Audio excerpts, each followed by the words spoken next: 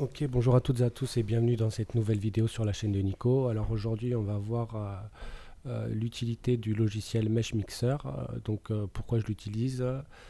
Donc vous allez vous rendre sur la page de meshmixer.com et télécharger la version Windows ou Mac. C'est gratuit, donc profitez-en, hein, n'hésitez pas à le télécharger. En fait à la base c'est un logiciel de modélisation et qui sert aussi pour printer, mais je m'en sers pour réparer mes fichiers STL quand ils en ont besoin ou faire des vérifs sur les fichiers. Alors je vous laisserai télécharger le logiciel. Moi je vais lancer le soft.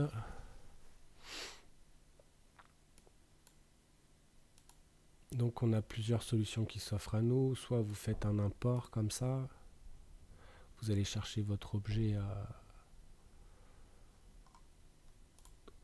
comme ceci, ou alors vous pouvez très bien le prendre et faire un glisser-déposer, ça fonctionne aussi. Donc en fait, avec Alt et clic gauche, vous faites la rotation, la molette de la souris pour faire le zoom et le clic du milieu pour panner. Donc rien de bien compliqué. Alors donc comme je vous ai dit à la base, c'est un logiciel pour printer. Si je vais dans les préférences de Mesh Mixer, Printer, là on peut voir tous les profils qui sont attribués donc, à ce logiciel-là. Bon, il y en a 22. Après, vous pouvez créer les vôtres. Hein. Mais bon, moi, je m'en sers uniquement pour corriger mes fichiers STL. Alors, donc cette pièce, on va aller voir si elle a un problème ou pas. Alors, on va cliquer sur Analyse. Après, Inspector. Et donc là, on a bien deux sphères qui sont rouges. Hein. OK.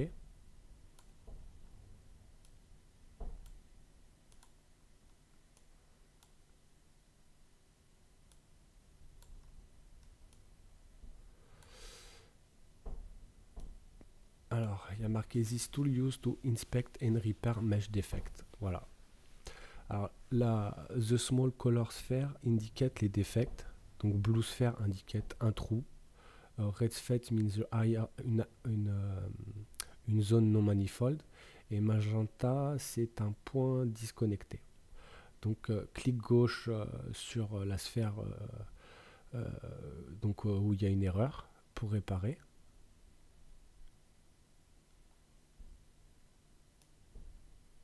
Ou très bien, vous pouvez aussi cliquer sur l'auto-repair. Donc là, je vous montre, clic gauche, hop, je clique dessus, ça répare tout simplement. Là, c'est pareil. Je peux très bien faire, on va revenir en arrière. Je vais faire un inspecteur.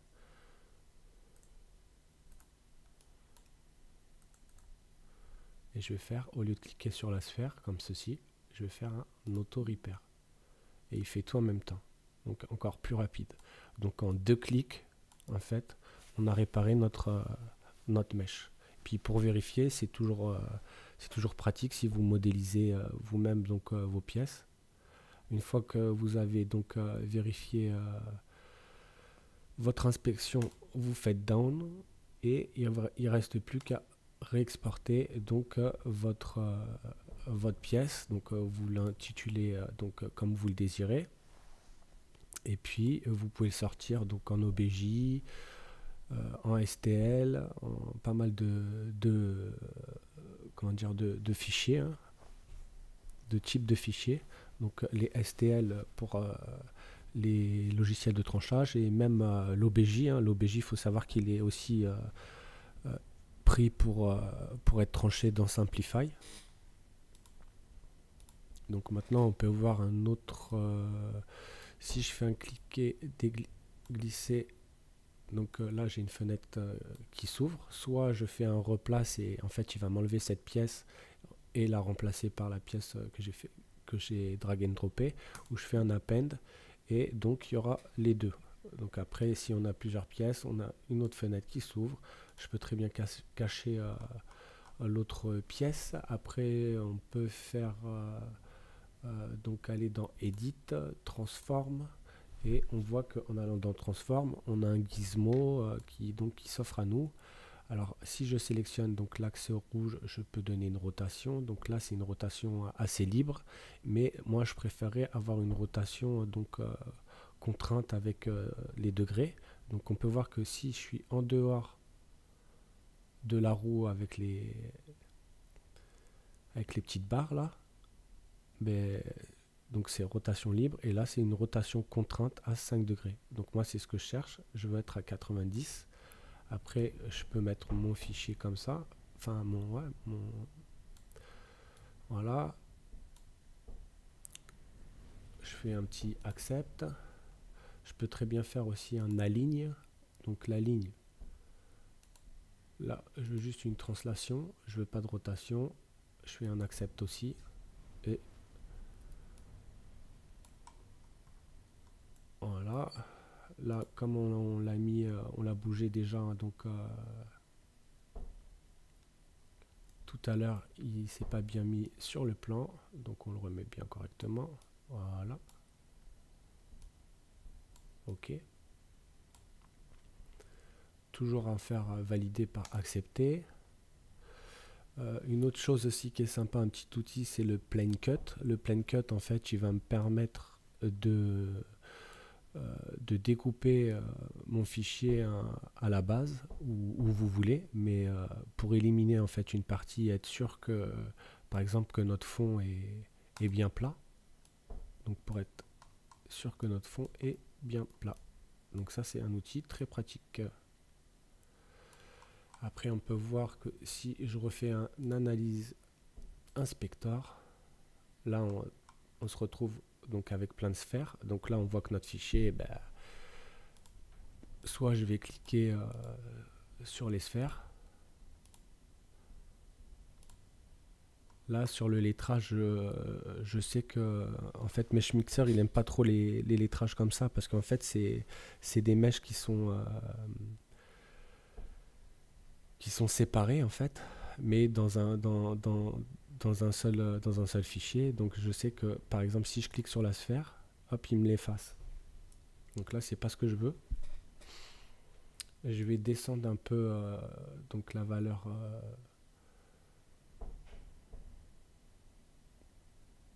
Voilà, comme ça. Et je vais faire un auto-repair.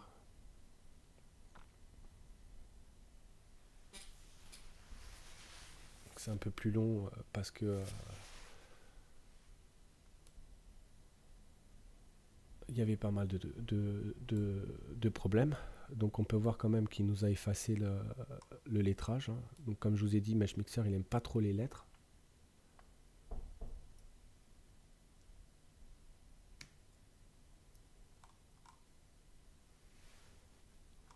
Donc une fois pareil, hein, vous avez donc terminé votre inspection. Ici, donc ça va être un remplissage plat, un remplissage lissé, et là ça va être un remplissage minimal. Donc une fois que c'est terminé, un petit done, toujours validé. On peut aussi également donc mesurer notre pièce. Donc là on peut voir les cotes. Hein. Et une fois que vous avez fini avec ça, vous faites donc un export de votre fichier, un title, pareil comme tout à l'heure, STL, OBJ, STL ASCII, STL binary, comme vous voulez. Enfin c'est un petit outil bien pratique pour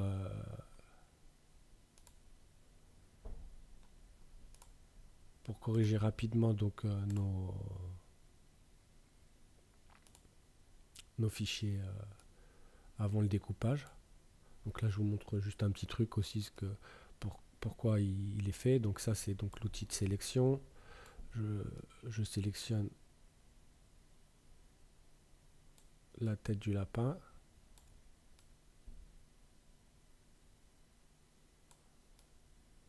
Comme ceci.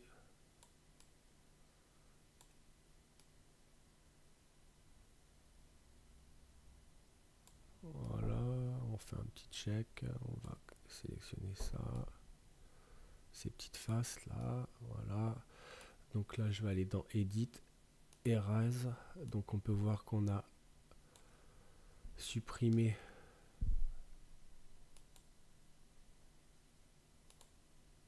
donc là si je choisis donc les options, donc on va rester en smooth.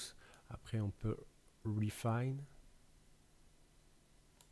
on peut smoother, bon là en l'occurrence c'est déjà smoothé, on peut scaler,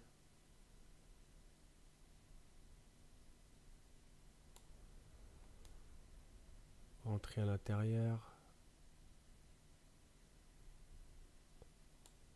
On va rester comme ça, je vais faire un accept.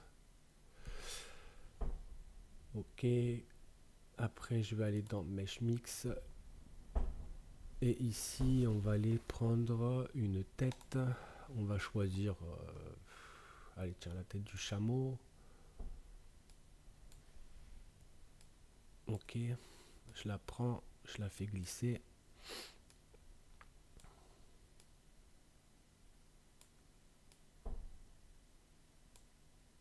En fait on peut modifier...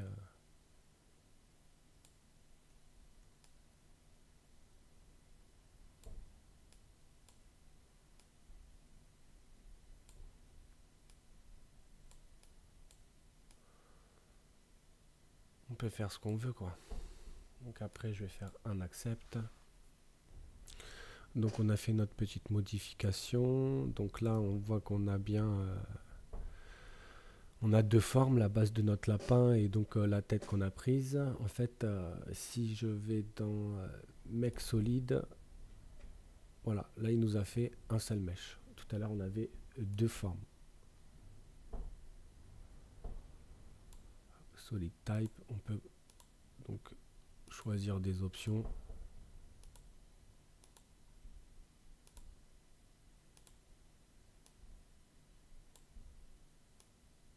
La densité du mesh. Si je fais par exemple un update. Ok, donc là il nous a fait la mise à jour et on peut voir que il nous a rajouté de la définition sur la pièce là, ici, notamment. Donc en fait c'est si par exemple je fais un petit accept, ok, je refais un petit plane cut, je descends mon plan,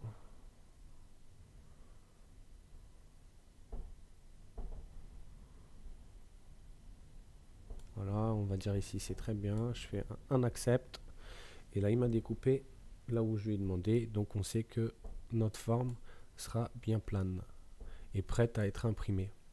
Donc en fait c'est plutôt un logiciel qui de modélisation entre guillemets où il va se servir d'une forme pour combiner avec une autre forme.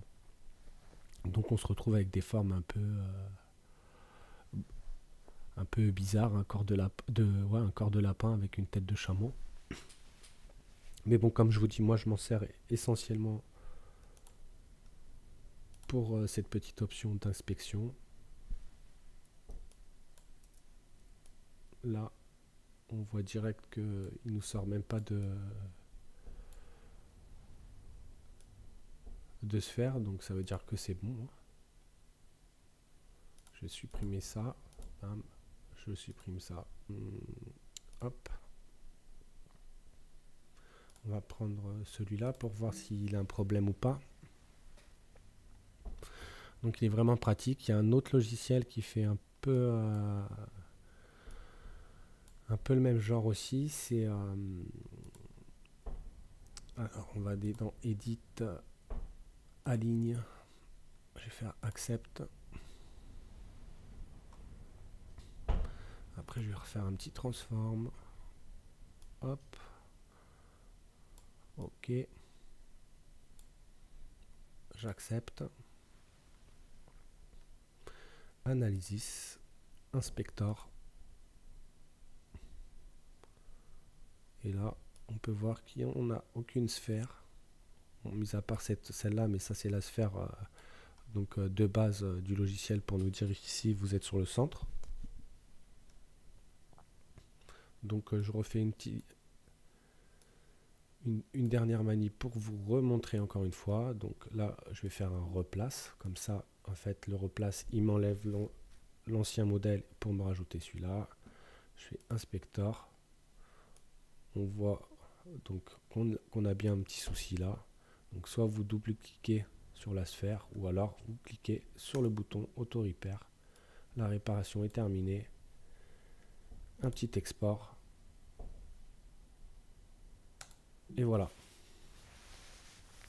Donc rien de compliqué. Et comme je vous ai dit tout à l'heure, il y a un autre logiciel qui fait la répa, c'est Netfab.